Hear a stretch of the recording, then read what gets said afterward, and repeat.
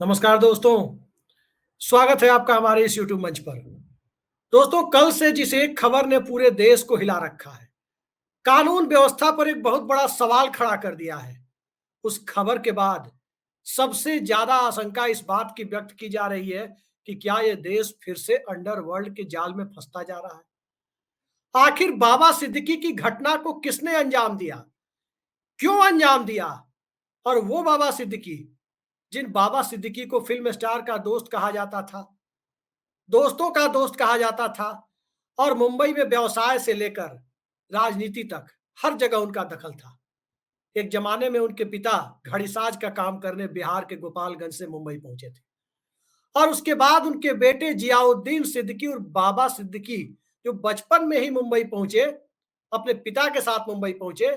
उसके बाद जिस तरह से उन्होंने अपनी पहचान बनाई, चाहे एनएसयूआई हो, चाहे उसके बाद युवक कांग्रेस हो, या उसके बाद सुनील दत्त के सहयोगी के रूप में कांग्रेस पार्टी की राजनीति हो, बीएमसी की यानी मुंबई महानगर पालिका की राजनीति हो, और उसके बाद कांग्रेस के बैनर तले विधानसभा की राजनीति हो, विलासराव देशमुख सरकार में मंत्रालय संभालना हो, और उसके बाद से लेकर अब तक जिस प्रकार की उनकी सियासत रही, ईडी का शिकंजा भी कसा, उसके बाद वो एनसीपी में भी आए, बिहार से राज्यसभा जाने की कोशिशें भी की, और अब उनके बेटे बांद्रा ईस्ट से एक बार फिर विधायक भी हैं। कांग्रेस के विधायक थे, निकाल दिए गए, और उन्हीं बेटे जिशान सिद्दीकी के दफ्तर से वो बाहर निकल रहे थे जहां इस वारदात को अंजाम दिया गया। आखिर किसने दिया, क्यों दिया, और मुंबई कैसे एक बार फिर एक नए तरह की परिस्थितियों से जूझती हुई दिखाई दे रही है, इन सब पर चर्चा के लिए आज हमारे साथ मौजूद हैं जाने माने crime reporter, investigating journalist Deepak Sharma ji. बहुत बहुत स्वागत है दीपक जी आपका हमारे इस चैनल पर। और जब भी हमारे दर्शक सबसे पहले डिमांड करते हैं, कहीं भी हम लोग जब बाहर जाते हैं, तब कोई भी क्राइम से जुड़ी हुई खबर हो या इन्वेस्टिगेटिंग जर्नलिज्म जहां जिसकी जरूरत हो, वहां सबसे पहले जो नाम आता है वो आपका नाम आता है।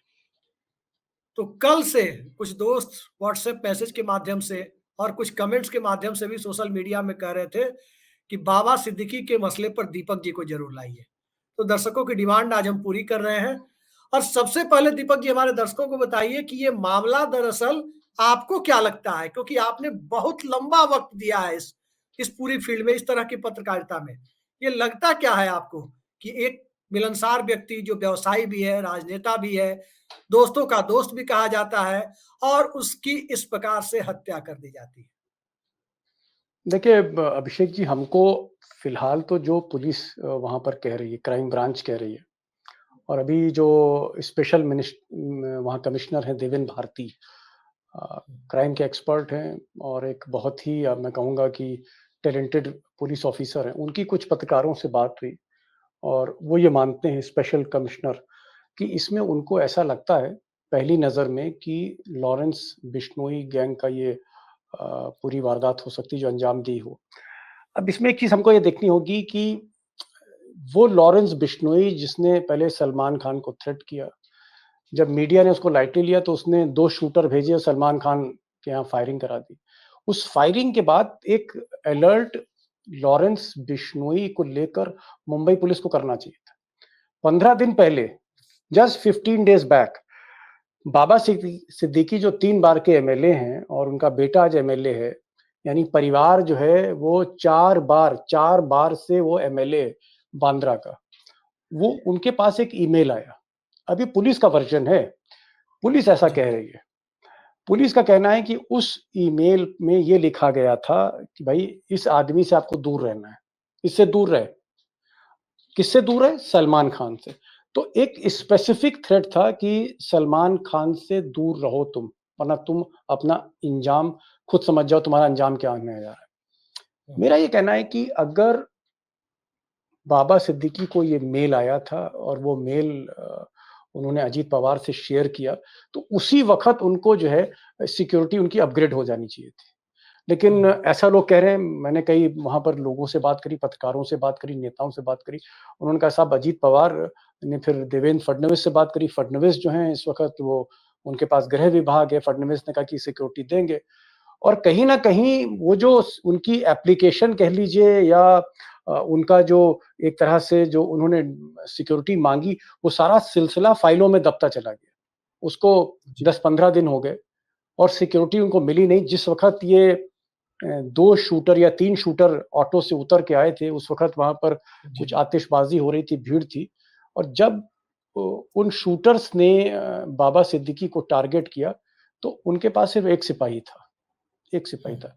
अगर 3-4 सिपाही होते, गनर होते, तो हो सकता है ये घटना को वो अंजाम ना दे पाते। तो एक लैप्सेस हैं, ये लैप्स है और थोड़ा-सा मुझे लगता है हालाँकि बाबा सिद्दीकी इस दुनिया में नहीं रहे और जो आदमी दुनिया से चला जाए, उसको क्या दोष देना, लेकिन थोड़ा-सा मुझे लगता है कि बाबा सिद्दीकी साहब ने भी अंडर एस्टिमेट किया, अंडरमाइन किया, हुँ, सिक्योरिटी थ्रेट को अंडरमाइन किया। अगर वो थोड़ा-सा एहतियात और बरतते, तो ये नौबत ना आती। आप सलमान खान को देखें, सलमान खान की सिक्योरिटी पिछले साल भर से वो अपग्रेड होती गई, होती गई, होती गई और आज की तारीख में सलमान खान को टारगेट करना बहुत मुश्किल है और मुझे लगता है कि लॉरेंस का ये मैसेज है।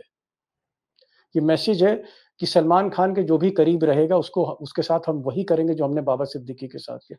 अगर हम सलमान खान तक नहीं पहुँच पा रहे हैं, तो हम तुम तक पहुँच पा रहे हैं। ये एक मैसेज लेकिन एक है सवाल और तो इस ये उठता मैसेज है। का जो मकसद है, वो जी, मुंबई में अपने थ्रेट को बढ़ाना है, मुंबई में अपने जो है हनक को बढ़ाना है, अपने रुतबे को बढ़ाना है और धीरे-धीरे फिर आप एक बहुत बड़े लेवल पे एक्सटॉर्शन रैकेट को अंजाम दे सकते हैं। नहीं, सवाल ये उठता है दीपक जी कि आखिर सलमान खान से जिस जो कथित तौर पे चर्चा है कि सलमान खान और लॉरेंस बिश्नोई के बीच जो इस तरह की बातें सामने आ रही है कि सलमान से दूर रहो वरना कारण क्या है? सलमान खान क्यों निशाने पर है लॉरेंस बिश्नोई के? अब देखिए बिश्नोई समाज ने प्रोटेस्ट किया था जब ब्लैक बक को मारा था उन्होंने अब स्विंका राव, उसको वो जी हाँ, वो ब्लैक बक को लेके जो केस था, वो भी उसमें 12 कुछ अक्टूबर थी, जी जिस दिन सेंटिमेंट्स सलमान अटैच खान थे। की गिरफ्तारी हुई थी 98 में। सेंटिमेंट्स उनसे अटैच हैं। जी, लेकिन मैं इन सेंटिमेंट्स वगैरह पे नहीं जाता कि जो आदमी मतलब इतने डेयरिंग मर्डर कर रहा है, इतना जघन्य संगीन अपराधों को अंजाम दे रहा है, अगर आप कहें कि साहब वो सेंटिमेंटल हो गया ब्लैक बक को लेके, ये नहीं है। मुझे ऐसा लगता है कि लॉरेंस बिश्नोई मुंबई अंडरवर्ल्ड में जो आज की तारीख में वैक्यूम है, हुँ, दाऊद इब्राहिम अब एक तरह से कमर टूट चुकी है गैंग की, छोटा राजन जेल में है, अरुण गावली जेल में है, बाकी सब लोग खत्म हो गए। कुछ जो रवि पुजारी जैसे लोग ऑपरेट करते थे, उनके भी आप कह सकते हैं कमर टूट गई है। तो Mumbai underworld commercial capital of India जहाँ बड़े-बड़े बिल्डर हैं, बॉलीवुड है, क्रिकेटर्स हैं, कॉर्पोरेट है, हुँ, अगर वहाँ पर अंडरवर्ल्ड शुरू से रहा है, उस अंडरवर्ल्ड में अगर स्पेस है, तो इस स्पेस को भरने की कोशिश लॉरेंस कर रहा है। लॉरेंस के बारे में एक बात मैं ज़रूर बताना चाहूँगा कि लॉरेंस और दाऊद इब्राहिम में फ़र्क है। लॉरेंस अगर आप देखें, तो हर बार जो लॉरेंस गैंग के शूटर हैं, वो बदलते रहते हैं। अगर ए जी, आदमी ने गोली चलाई अतीक अहमद पर, तो बी आदमी गोली चला रहा है संजीव जीवा, जो जीवा जिसका कोर्ट में मर्डर हुआ। हुँ, फिर एक नया सेट ऑफ शूटर्स आ गए जो किसी तीसरे आदमी को टारगेट कर रहे हैं। फिर बाबा सिद्दीकी को मारने के लिए चौथे सेट ऑफ शूटर्स आ गए। अगर आप हुँ, डी कंपनी देखें, छोटा राजन देखें, तो इनके 5, 6, 10 शूटर होते थे। मुख्तार अंसारी के भी 4-5 शूटर होते थे। उससे हुँ, ज़्यादा नहीं, या 30-40 शूटर मान लीजिए। यहाँ शूटर लगातार बदल रहे हैं। जैसे चेहरा बदल रहा जी। है, नया चेहरा आ गया। अगर आप एक शूटर को पकड़ रहे हैं किसी क्राइम में, ये आप तब तक दूसरा मूसेवाला शूटर कांड आ के गया। बाद कह रहे हैं? तो जी, मूसेवाला कांड के बाद आप कह रहे हैं कि शूटर बदल रहे हैं? हर बार जो भी जी, मर्डर हुए हैं या जो भी टारगेट किया है, इस दौरान लॉरेंस बिश्नोई ने, एक लंबी फ़हरिस्त है, उसमें चाहे वो मूसेवाला हो, अतीक अहमद में मुझे शक है, मेरा ऐसा मानना है कि अतीक अहमद में भी जिस तरह से डेयरिंग मर्डर हुआ पुलिस कस्टडी में और जिस तरह की हुँ, जिग्ना पिस्टल उसमें इस्तेमाल हुई, आप चाहें तो जिग्ना पिस्टल आप दिखा सकते हैं। जिग्ना पिस्टल 7-8 लाख रुपए की पिस्टल है, 6 से 8 जी, लाख रुपए की पिस्तौल है, टर्की में बनती है हुँ, और हिंदुस्तान में बैन है। अब अगर 8-8 लाख या 7-7 लाख के असलहे इस्तेमाल किए जा रहे हैं, बाँटे जा रहे हैं, तो आप सोचिए कि कितनी इसके पीछे कितना बड़ा इंफ्रास्ट्रक्चर है। अगर आपके हुँ, पास इस तरह की फायर पावर है, जो जिग्ना पिस्तौल आज की तारीख में वो ब्लैक होती है हिंदुस्तान में, बड़े-बड़े जी, गैंग्स के पास नहीं है। उस तरह की पिस्तौल अगर आप बाँट रहे हैं लड़कों को, और उनसे आप वारदात को अंजाम दिला रहे हैं। तो एक तो फायर पावर है इस गैंग के पास, दूसरा टारगेट बहुत टॉप लेवल पर है, और टारगेट के पीछे कहीं ना कहीं कि भाई मुख्तार को मारना है, भाई अतीक अहमद को मारना है, भाई सलमान खान से निपटना है। एक एक एक उसके पीछे पैटर्न भी है, एक पैटर्न जी है, उस पैटर्न को भी समझने की कोशिश करिए। और सबसे बड़ी चीज कि एक्सटॉर्शन भी है, पैसा भी है, और ये जो लड़का है लॉरेंस, मुझे जी लगता है कि 1993 बॉर्न है, ज्यादा उम्र 92 नहीं बॉर्न, है। 22 हाँ, फरवरी 92 है शायद, तो मैंने ज्यादा उम्र देखा नहीं कहीं। है, मतलब आप मान के चलिए कि 30-32 साल की उम्र है, और उस उम्र में अगर हिंदुस्तान का कोई नंबर 1 अंडरवर्ल्ड गैंग हो जाए हम्म, और पुलिस से लेके बिल्डर से लेके हर कोई घबराने लगे, तो अ, इतने बड़े गैंगस्टर की गाड़ी क्यों नहीं अब तक पलटी? सवाल इस बात का है। इतना बड़ा जी गैंगस्टर गुजरात के ही जेल में क्यों रह रहा है? इतने बड़े इस गैंगस्टर के सवाल मैं पीछे आपसे कौन पूछने है? वाला था, आपने सवाल अच्छा किया कि आपने बता दिया। जी। जी तो मेरे पास इसके जवाब नहीं है। मैं किसी पे आक्षेप नहीं लगा सकता। मैं ये नहीं कह रहा हूँ कि लॉरेंस बिश्नोई को पॉलिटिकल पैट्रनेज है। अगर हमारे देश का की जो नेता हैं, अगर वो लॉरेंस जैसे ड्रेडेड गैंगस्टर को अगर प्रशय दे रहे हैं, पनाह दे रहे हैं, तो उससे बड़ा दुर्भाग्यपूर्ण तो कुछ होगा नहीं। फिर तो लोकतंत्र पे और सरकार पे बात करना ही नहीं चाहिए। लेकिन आखिर कोई तो ताकत होगी कि ये गैंगस्टर लगातार थ्रेट कर रहा है, और इतने महंगे असले। मुझे याद है मूसे वाले पे एके सीरीज, एके 92 या 96, एक ऐसा असला इस्तेमाल किया गया था जो पैरामिलिट्री के पास भी नहीं, बहुत से जी मुल्कों के पास नहीं। अब वो इतना, मतलब एक ऑटोमेटिक राइफल हम्म, जिसकी फायर पावर इतनी ज्यादा, वो राइफल कहां से आई जो जो किसी ने देखी नहीं? पुलिस वालों ने वो राइफल नहीं देखी होगी। जी उन गोलियां जो उसमें से कार्ट्रिजेज निकली, उसको आप पहचान नहीं पा रहे हैं, जी जहां बैलिस्टिक एक्सपर्ट आपके फेल कर रहे हैं। तो इतनी फायर पावर, गोला बारूद, इतना बड़ा नेटवर्क, 600-700 शूटर माने रखता है साहब।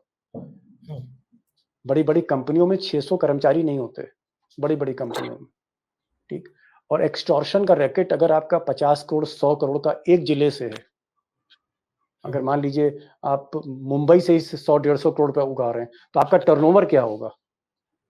तो एक लेकिन इस तरह से एक समानांतर सत्ता खड़ी कर लेना अंडरवर्ल्ड में, और उसका कोई कुछ बिगाड़ नहीं पा रहा है। अमित शाह जो नई भारतीय न्याय संहिता लाए हैं, वो भी कुछ नहीं बिगाड़ पा रही है। और नहीं, इस हमारे सवाल पर देश अभी में। हम आएंगे। दीपक जी, इस सवाल पर हम जी। आएंगे अभी, लेकिन ये बताइए, एक फेसबुक पोस्ट वायरल हुई और उसमें सलमान खान और दाऊद गैंग से दूर रहने की बात कही गई। लेकिन क्या आपको नहीं लगता कि ये एक डाइवर्जनरी टैक्टिक्स भी हो सकती है?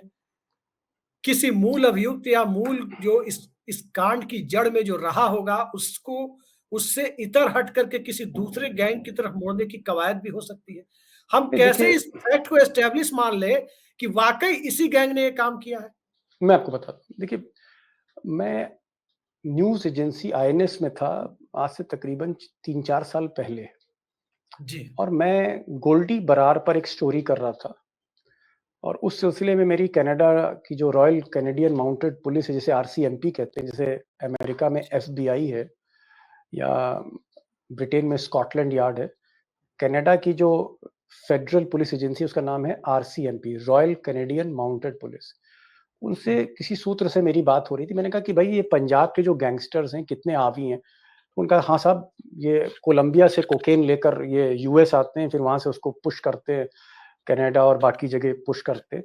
तो ये ड्रग ट्रैफिकिंग में इन्वॉल्व हैं, ये कॉन्ट्रैक्ट किलिंग में इन्वॉल्व हैं। इन्होंने कनाडा में कॉन्ट्रैक्ट किलिंग की है, मॉन्ट्रियल में, वैंकूवर जैसे शहरों में, टोरंटो जैसे शहरों में इनकी जड़ें हैं। और आप कह सकते हैं कि कनाडा के जो 20 टॉप गैंगस्टर्स हैं, 20 टॉप गैंग्स हैं, सिंडिकेट हैं जो क्राइम के, उसमें कम से कम 4-5 पंजाब से रिलेटेड हैं, और उसमें गोल्डी बरार का नाम था। और गोल्डी बरार कनाडा में भी जो अपराध हो रहे थे, शूटआउट्स हो रहे थे, उसमें भी ये फेसबुक का इस्तेमाल कर रहे थे। और मूसेवाला के टाइम पर भी जो क्राइम हुआ, उसमें फेसबुक पे मैसेज आया। तो ये एक इसका हॉलमार्क है, ये इसका हॉलमार्क है इस गैंग का, कि जब भी कोई ये घटना को अंजाम देते हैं, तो थोड़ी देर के बाद सोशल मीडिया पे ये बताते हैं कि ये हमने किया है। और उसमें कुछ बड़ी बात नहीं है, कोई रॉकेट साइंस नहीं है। कुछ देर पहले ये एक फेसबुक का अकाउंट खोलते हैं, उस पे 2-3 मैसेज डालते हैं और फिर वो अकाउंट बंद कर देते हैं या वो उस अकाउंट से पीछे जी। हट जाते हैं। तो मैंने पहले भी आपसे कहा था कि ये जो पूरा गिरोह है, पढ़े-लिखे लड़के हैं इसमें। हम्म, आप खुद सोचो कि लॉरेंस, पंजाब यूनिवर्सिटी चंडीगढ़, आप तो एजुकेशन सिस्टम के बारे में इतना जानते हैं। पंजाब जी। University Chandigarh one of the top universities है नॉर्थ इंडिया की। जी। वहाँ से ये लड़का एलएलबी करता है, पढ़ा-लिखा है, वहीं से क्राइम करता है। तो पढ़ा-लिखा है, टेक्नो सेवी है, और प्लानिंग है, नेटवर्क है, फायर पावर है, पैसा है, सारी चीज़ें हैं। और मुझे तो लगता है कि ये जो मुंबई में घटना हुई है, इसके बाद डी कंपनी और जो छोटा राजन है या बाकी जो गैंग है, जो मैंने शुरू में कहा था उनकी कमर टूट गई है। This is the man who will replace the Mumbai underworld. Mumbai का डॉन कौन? आप आप वीकू रिप्लेस मात्रे करने नहीं की बात है, कर रहे हैं। लॉरेंस लॉरेंस है। आप रिप्लेस करने की बात कर रहे हैं, लेकिन एक चीज मुझे समझ में नहीं आ रही है कि इतनी बड़ी-बड़ी घटना को अंजाम देने के लिए जो शूटर चुने जा रहे हैं वो बेहद साधारण पृष्ठभूमि के हैं। जैसे आज मैं देख रहा था कि वो शिवा और धर्मराज नाम के 2 लड़के जो यूपी के बहराइच जिले के, उनका इस्तेमाल हुआ। इसके पहले की घटनाओं में आप देखें, मैं नहीं जानता कि अतीक अहमद वाली जो घटना है उसमें कौन-सा गिरोह शामिल था, मुझे नहीं पता। लेकिन वहाँ भी आप देखें कि वहाँ जो लड़के थे वो बेहद साधारण पृष्ठभूमि के थे। उन दोनों लड़कों की माँ को आज मैंने देखा, बहराइच वालों को। वो पुणे में कबाड़ी का काम करने गए थे और एक तो 2 महीने पहले गया था। तो इस तरह के लड़कों को बिना ट्रेनिंग के तो संभव नहीं है कि इतने बड़े कांड के लिए तैयार किया जाए। दूसरा, उन पे एतबार किया जाए इस तरह का काम करने के लिए, ये भी संभव नहीं लगता। आखिर कैसे आपको लगता है कि इस तरह के गैंग को ऑपरेट कर सकता है कोई व्यक्ति जेल में रहकर? देखिए, मुझे लगता है कि ये जो सवाल है, देखिए मैं तो एक इन्वेस्टिगेटिव जर्नलिस्ट हूँ जो ये दीपक पॉलिटिक्स जी और बिल्कुल इन्वेस्टिगेट। वैसा ही है कि आप जैसे आपके और मेरे जैसे पत्रकार एक अपने कैमरामैन को कहें कि भाई आज मेरे बदले तुम वीडियो कर दो। नहीं, नहीं, मैं कह रहा हूँ ये कि इस तरह की चीजें हैं। आपने आपने जो सवाल पूछा कि भाई कोई बहराइच का लड़का, कोई जौनपुर का लड़का, कोई हम्म, हरियाणा का लड़का, कोई रेवाड़ी का लड़का, इस तरह के लड़के जो बहुत ही लोअर अर्निंग क्लास से आते हैं, हम्म, बहुत अच्छी स्थिति नहीं है, मतलब उनकी हैसियत, उनकी कुल प्रॉपर्टी 1 लाख रुपए की नहीं है। उनके जी। हाथ में जब आप 8 लाख का असला रख देते हो, 8 हम्म, लाख का जब उनकी हथेली पे असलहा रखते हो, तो उनको आसमान दिखने लगता है। बेसिकली आप उन लोगों को शूटर बना रहे हो, जो जिन्हें ना रोज़गार है, ना जिनके पास हाथ में पैसा है, छोटे-मोटे कोई कबाड़ी का काम कर रहा है, कोई बेरोज़गार है, कोई ड्रग एडिक्ट है, कोई शराब की तस्करी में जुड़ा है, छोटे-मोटे काम कर रहा है, कोई गिरहकट है। इस तरह के लोग हैं और मुझे लगता है कि अगर आप ये सवाल किसी इकोनॉमिस्ट, अर्थशास्त्री से पूछें कि भाई क्या बेरोज़गारी जब हदें पार कर जाती है, तो क्या उसमें युवा जो हैं वो ड्रग ट्रैफ़िकिंग और कॉन्ट्रैक्ट किलिंग और 20-20 हज़ार पे मर्डर करने लगते हैं?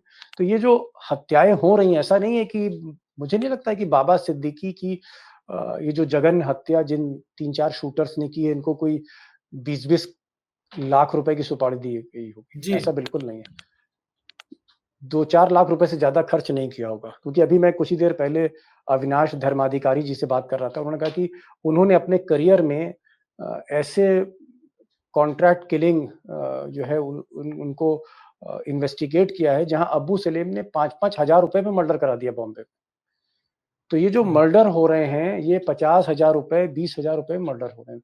आदमी बाबा सिद्दीकी जो इतने बड़े एक नेता थे, बॉलीवुड और क्रिकेट और कॉर्पोरेट और पॉलिटिक्स, इन चारों को जी। एक साथ जोड़ते थे और उनकी बड़ी शोहरत थी बाबा सिद्दीकी साहब की।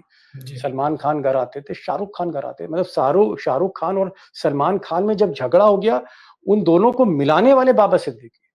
जी। अजीत पवार और राहुल गांधी कह रहे हैं कि साहब आप हमारी पार्टी में आइए, वो कह रहे हैं आप हमारी पार्टी में आइए। हम्म, ये पॉलिटिकल उनकी ताकत थी। 4 बार के विधायक, 3 बार के वो खुद, 1 बार का लड़का। ऐसे आदमी की जान की कीमत अगर 50,000 रुपए है, तो यहीं से आप लॉरेंस बिश्नोई की ताकत समझिए। लॉरेंस बिश्नोई की बात आप कर रहे हैं, लेकिन एक चीज मुझे समझ में नहीं आ रही है कि बीजेपी रूल्ड स्टेट में लॉरेंस बिश्नोई जेल में कैद है। दूसरी चीज, यूपी में आपने कहा कि गाड़ी क्यों नहीं पलटी, उधर भी इशारा किया। जिस यूपी में योगी मॉडल की बात होती है राष्ट्रीय स्तर पर लॉ एंड ऑर्डर को लेकर, क्या आपको नहीं लगता कि सत्ताधारी दल जो केंद्र से लेकर महाराष्ट्र तक सत्ता में है, लॉ एंड ऑर्डर की जिम्मेदारी उनके पास है? आज तो नीतीश कुमार की पार्टी के उनके पॉलिटिकल एडवाइजर केसी त्यागी ने सवाल उठा दिए महाराष्ट्र के लॉ एंड ऑर्डर पर। क्या आपको नहीं लगता कि योगी मॉडल सिर्फ एक राज्य के लिए है, या योगी मॉडल का इस्तेमाल भारतीय जनता पार्टी शासित दूसरे राज्य भी करेंगे? क्यों हिचकिचा रहे हैं? नहीं, ऐसा नहीं है। देखिए, मैं फिर कह रहा हूँ, गाड़ी पलटने की योगी बात मॉडल या से मैं जिसे आप सहमत नहीं हूँ, क्योंकि जुडिशरी ही फैसला करे वो बेहतर है। देखिए, निजी तौर पे मेरा मानना है। जी। जुडिशियल कस्टडी में, पुलिस कस्टडी में हत्याएँ सिर्फ़ उत्तर प्रदेश में नहीं हो रही हैं। हत्याएँ हमें याद है एक दुष्कर्म के मामले में हैदराबाद में भी हुई। जी। कस्टडी में, पुलिस कस्टडी में मार दिया। अभी जो बदलापुर, मुंबई से कुछ दूर पे बदलापुर में 2 छोटी बच्चियों के साथ दुष्कर्म हुआ था। किलिंग जो हुई, जो वो पुलिस कस्टडी में हुई, जेल से लेकर आ रहे थे। तो पुलिस कस्टडी में खूंखार अपराधियों को मारना, ये कोई नई मतलब कोई थ्योरी नहीं है। ये शुरू से होता रहा है कि अगर पुलिस को लगता है कि भाई इसको मार ही डालो अब ये बहुत ज़्यादा, तो पुलिस कस्टडी में मर्डर्स होते रहे हैं। गाड़ी पलट दी गई, उत्तर प्रदेश में गाड़ी पलट दी जाती, सब गाड़ी पलट गई, मर गए। मेरा कहने का मतलब है कि लॉरेंस बिश्नोई को लेकर क्या इस तरह की अप्रोच है, और अगर नहीं है, तो ये सवाल हमें दर्शकों पर छोड़ना चाहिए। वो उनको लगे कि भाई क्या वजह है? ऐसा ट्रीटमेंट क्यों? कि बिश्नोई जो हैं वो गुजरात के साबरमती जेल से ऑपरेट कर रहे हैं। ऐसा क्या है? और वो यही तो वीडियो कॉलिंग सवाल है। कर रहे हैं। वीडियो कॉलिंग के बाद जाँच नहीं हो रही है। आप उनका एक वीडियो देखिए जो वायरल हो रहा है, वॉइस ओवर जिसमें इंटरनेट प्रोटोकॉल कहते हैं लॉरेंस एक वीओआईपी कॉल को। वीडियो कॉल कर रहा है, हुँ। और वो जो वीडियो पाकिस्तान से लीक हुआ है। अब वो जिससे बात कर रहा है, जिस गैंगस्टर से बात कर रहा है, कोई वहाँ भी किसी को मरवाना चाहता है, वहाँ भी कुछ करना चाह रहा है पाकिस्तान में। क्या इसी तरह से सुपारी किलिंग्स लॉरेंस कनाडा में भी करा रहा है, लोगों को हायर कर रहा है? तो मुझे लगता है एक बृहद जाँच होनी चाहिए, क्योंकि देखिए क्या, एक चीज़ हमेशा याद रखिएगा, कोई भी सत्ता, मैं किसी का नाम नहीं ले रहा हूँ, कोई भी सत्ता जी। अगर किसी गैंगस्टर के पीठ पर हाथ रखती है, तो फिर भस्मासुर ही होता है। आखिर में वो सरकार के लिए मुसीबत बन जाता है, और इसके कई मिसालें हैं जिस पर मैं जाना नहीं चाहता। ठीक, आखिरी सवाल पर हम आते हैं दीपक जी। एक एंगल इसमें बताया जा रहा है कि मुंबई में व्यवसाय को लेकर बाबा सिद्दीकी, मैंने पहले ही इंट्रो में बताया कि कई सारे काम, राजनीति के अलावा वो व्यवसाय भी करते थे, बिल्डर का भी काम करते थे, कई सारे काम थे। उनकी इफ्तार पार्टियां बड़ी चर्चित थी। लेकिन एक मुंबई के एक स्लम के डेवलपमेंट के प्रोजेक्ट से बाबा सिद्दीकी के जुड़ने का भी विवाद बताया जा रहा है कि उसमें दूसरे लोगों की भी नजर थी, और बाबा सिद्दीकी ने कई लोगों को मात देकर उस प्रोजेक्ट में खुद को शामिल किया था। होता है बिजनेस में, ठेकेदारी में, ये सब चलता रहता है। सबको तो मिलेगा नहीं, 2-4 को ही मिलेगा, 40 को तो मिलेगा नहीं अगर प्रोजेक्ट छोटा है तो। क्या ये भी एक एंगल हो सकता है? देखिए, एंगल कई हो सकते हैं, क्योंकि ये सही बात है कि बाबा सिद्दीकी बिल्डर भी थे, जो स्लम रिहैबिलिटेशन अथॉरिटी जिसे एसआरए कहते हैं, यानी झोपड़पट्टी खाली करा के वहाँ बिल्डिंग बना देना। इस तरह के प्रोजेक्ट जिसमें बहुत पैसा, बहुत मुनाफा है, जिस पर नज़र अडानी की भी है। धारावी में भी एसआरए ही प्रोजेक्ट है, स्लम जी। रिहैबिलिटेशन अथॉरिटी का, और तकरीबन 5,000 करोड़ से ज़्यादा का है, जिसमें मुनाफा 20-25 हज़ार करोड़ का है। तो मुनाफे वाला सौदा है एसआरए का, जो स्लम रिहैबिलिटेशन का काम है। और इसमें कई ऐसे बिल्डर मुंबई में हुए जो करोड़पति से खरबपति हो गए। तो उस धंधे में मिस्टर बाबा सिद्दीकी थे, सब जानते हैं। अब कोई डिस्प्यूट अगर किसी कॉर्पोरेट से हो जाए, किसी गुजरात के बड़े कॉर्पोरेटर से बाबा सिद्दीकी का डिस्प्यूट हो जाए, मुझे नहीं लगता है कि उसमें शूटिंग होगी। देखिए, बिल्डर्स के स्टेक होते हैं, कॉर्पोरेट के स्टेक्स होते हैं। 50-50 हज़ार करोड़ की कंपनियां, 1-1 लाख करोड़ की कंपनियां मर्डर नहीं कराएंगी। उनको पता है कि इसका अंजाम क्या होगा। तो वो लीगल है। अब भाई मैं किसी को मारूँ क्यों? अगर मैं 10 लाख करोड़ की मेरी कंपनी है अभिषेक जी, मैं किसी को क्यों मारूँगा? क्यों मारूँगा और जेल जाऊँगा? अरे भाई, मैं जज नहीं खरीद लूँ, मैं पुलिस नहीं खरीद लूँगा, मैं आपकी एप्लीकेशन खारिज नहीं करा दूँगा। अल्टीमेटली क्या चाहिए? मुझे ठेका चाहिए ना। जी। तो ये जो किलिंग्स हैं, मैं इसको नहीं मानता कि कोई कॉर्पोरेट वो जमाने चले गए जब नस्ली वाडिया और धीरू भाई अंबानी में गैंगवार्स होते थे, वो सब जमाने चले गए। आज की तारीख में सब कुछ चीज बिकाऊ है। आप इन्वेस्टिगेशन खरीद सकते हैं, पैसा देके ईडी छोड़ दीजिए, कुछ कर दीजिए। तो किलिंग कोई कराएगा, और वो भी एक पॉलिटिशियन की कोई कॉर्पोरेट किलिंग करा दे, मुझे नहीं लगता। मुझे हाँ ये हो सकता है कि लॉरेंस की जगह आगे की तफ्तीश में कोई छोटा राजन, कोई डी कंपनी या कोई लोकल गैंग निकल आए, या कोई वैसी अदावत हो जहां पर मारना बहुत ही जरूरी हो जाए, कि जहां नफरत बेइंतहा हो। कॉर्पोरेट ऐसा काम नहीं करेगा। मैं जा रहा हूं, आप किधर इशारा कर रहे हैं? आपका इशारा अडानी और अंबानी और इन सब की तरफ है। नहीं, उधर मुझे नहीं मेरा लगता इशारा नहीं है। कि जिनका देखिए, जिनका 20 लाख करोड़ का एक नेटवर्क है, जिनका 20 लाख करोड़ का नेटवर्क है, इतना बड़ा टर्नओवर, वो किलिंग नहीं करेंगे। ये किलिंग किसी अंडरवर्ल्ड की है, या कोई छोटा मोटा कोई इस तरह की अदावत है जो बर्दाश्त से बाहर है। लेकिन मुझे ऐसा लगता है कि जो पुलिस बताए, पुलिस के सोर्सेज जो कहते हैं, ये एक डेवलपिंग खबर है। आप अपने दोस्तों को बताइए, दर्शकों को बताइए कि अभी ये कहानी डेवलपिंग है, इसमें घटनाक्रम बदलता चला जा रहा है। तफ्तीश हो रही है, कुछ लड़के पकड़े गए, कुछ शूटर अभी और पकड़े जाएंगे। अभी तक फिलहाल जो जांच है, अभी तक की जांच में लॉरेंस का नाम आया है। आगे कोई और नाम आता है तो हम शर्ती आपके साथ फिर से कर लेंगे एक वीडियो। जी, नहीं, एक चीज चलते चलते आप बता दीजिए हमारे दर्शकों को, इस तरह के मामलों को देखने का बहुत लंबा अनुभव आपका है। आपने एनएचएआई का सत्येंद्र दुबे कांड देखा है और भी बहुत सारे कांड देखे हैं, और उसको इन्वेस्टिगेशन भी अपने स्तर पर, पत्रकारिता के स्तर पर जो होता है इन्वेस्टिगेशन, वो आपने किया है। क्या लगता है कि इस मामले के डिकोड होने में लंबा वक्त लगेगा, या ये मामला बहुत जल्द लोगों के सामने इसका पर्दाफाश हो जाएगा? देखिए, इसमें एक ईमेल है जिसमें थ्रेट दिया गया 15 दिन पहले। इसमें कई धमकियां हैं जो दी गई। इसमें सलमान खान के घर पर गोली चलाई, और जो ट्रेल है, उस ट्रेल में शक की सुई लॉरेंस की तरफ जाती। तो लॉरेंस प्रथम दृष्टिया एक मुख्य आरोपी लगता है, और जिस डेयर डेविल, इतनी हिम्मत, इतनी दिलेरी मुंबई के गैंग में भी नहीं है कि भीड़ में घुसकर गोली मारते। ये टेररिस्ट मेंटेलिटी, आप देखिए कितना मोटिवेशन है शूटर का, भीड़ में घुसकर गोली मारना। वहां 100-150 लोग हैं। जितना बड़ा शूटर हो, जितना बड़ा किलर हो, अकेले में मारता है, रात के अंधेरे में मारता है, मार के भाग जाता है। भीड़ में घुसकर गोली चलाना मोटिवेशन, फिदाइन मेंटेलिटी है ये।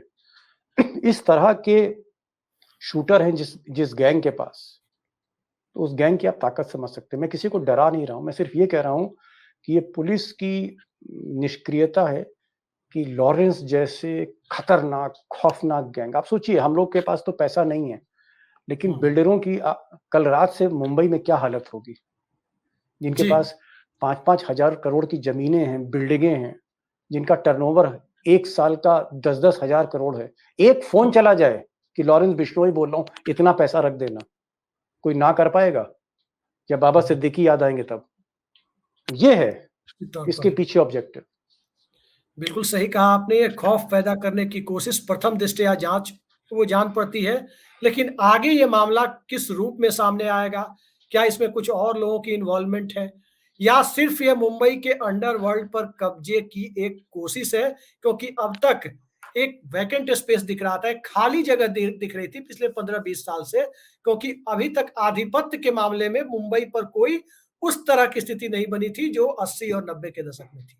तो क्या उस जगह पे छा जाने की कोशिश है? बाबा सिद्दीकी की हत्या सिर्फ बाबा सिद्दीकी की हत्या नहीं है, मुंबई पुलिस की नाकामी पर भी एक सवाल है। इंटेलिजेंस फेल्योर पर भी एक बहुत गंभीर सवाल है कि आखिर इस देश की और मुंबई की इंटेलिजेंस क्या कर रही थी। और इन सब से आगे बढ़कर कॉर्पोरेट पॉलिटिक्स, बिल्डर, इसके साथ साथ बॉलीवुड, क्रिकेट, इन सब के साथ जो एक कॉकटेल बनता है। एक चीज और मैं अभिषेक जी बता दूं, एक और चीज बता दूं। जिस दिन बाबा सिद्दीकी को ईमेल मिला था थ्रेट का, उसी दिन अगर बाबा सिद्दीकी घटना को सीरियसली लेते, सरकार सीरियसली लेते, 5 सिपाही बंदूकधारी AK-47 के साथ, सिर्फ 5 सिपाही होते, तो बाबा सिद्दीकी आज जिंदा होते, हम लोग बातचीत ना कर रहे होते। बिल्कुल आप सही कह रहे हैं कि 5 सिपाही अगर होते तो निश्चित तौर पर सुरक्षा व्यवस्था ज्यादा पुख्ता होती। हालांकि वाई कैटेगरी उन्हें मिली थी, उसमें 4 लोग होते हैं। वो गाड़ी के बाहर खड़े होकर शायद बात कर रहे थे, यही वो मौका मिल गया जिसमें घटना को अंजाम दिया गया। लेकिन शायद इस तरह से बहुत हल्के में बाबा सिद्दीकी ने भी लिया होगा, मुंबई पुलिस ने भी लिया होगा, क्योंकि इस तरह की ईमेल उन्हें दूसरे मामलों में भी मिलते रहते हैं। लेकिन अब शायद मुंबई पुलिस का रवैया बदले और परिस्थितियां बदले। फिलहाल तो देखिए कि इस मामले में होता क्या है। दीपक शर्मा जी ने अपनी तरफ से अपने अनुभव के आधार पर बहुत सारी चीजें साफ कर दी कि आगे इस घटना का स्वरूप क्या दिखाई दे सकता है, या फिर मुंबई के अंडरवर्ल्ड को लेकर नए सिरे से कौन सी संधियां और दुर्विसंधियां दिखाई दे सकती है। आज की इस बेहद सार्थक चर्चा में, बेहद गंभीर विषय पर हुई चर्चा में जुड़ने के लिए दीपक शर्मा जी आपने समय निकाला, बहुत बहुत थैंक यू, धन्यवाद थैंक आपका। नमस्कार। यू।